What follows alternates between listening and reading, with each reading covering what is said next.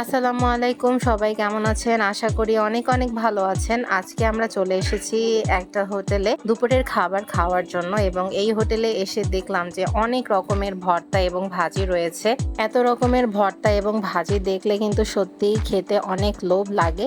বাংলাদেশের এ ধরনের ছোট ছোট হোটেলের খাবারগুলোর স্বাদ কিন্তু অনেক মজার হয়। এখানে ৭ থেকে ৮ রকমের ভর্তা রয়েছে, বেগুন ভর্তা, কচু শাকের ভর্তা, ধনিয়া পাতার ভর্তা, ডিম ভর্তা, আরও নানান ধরনের ভর্তা এবং বিভিন্ন আইটেমের মাছ পাওয়া যায়। অফিসের টিম মেম্বারদের সাথে এখানে দুপুরের খাবার খেতে এসেছি।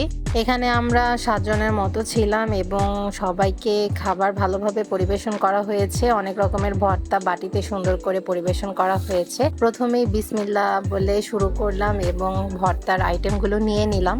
শুটকি মাছের ভর্তা, রুই মাছের ভর্তা, কচু শাকের ভর্তা, ধনিয়া পাতার ভর্তা।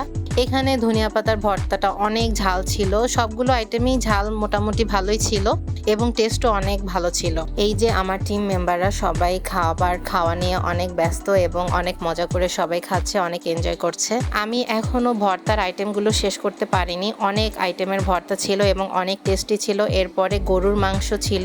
গরুর মাংসের টেস্টও অনেক মজার ছিল, কিন্তু ভর্তা দিয়ে অনেক ভাত খেয়ে ফেলেছি, এজন্য শেষ পর্যন্ত গরুর মাংসের সাথে আর ভালোভাবে খেতে পারিনি। খাবার শেষে আমরা সবাই বের হয়েছি এবং সামনে আরেকটা দোকান থেকে আমরা মোজো কিনে খেয়েছি, কিন্তু আমি চা খেয়েছি কারণ চা আমার খুব প্রিয়। টিম মেম্বারদের সাথে আজকে দুপুরের লাঞ্চটা আসলে অনেক ভালোই লেগেছে। সবসময় একসাথে খাওয়া হয় না, কিন্তু আজকে হলো। খাওয়া শেষে আমরা সবাই অফিসের উদ্দেশ্যে আবার চলে গেলাম। এটা আমাদের অফিসের সামনের ফুল। সবাই ভালো থাকবেন। আল্লাহ হাফেজ।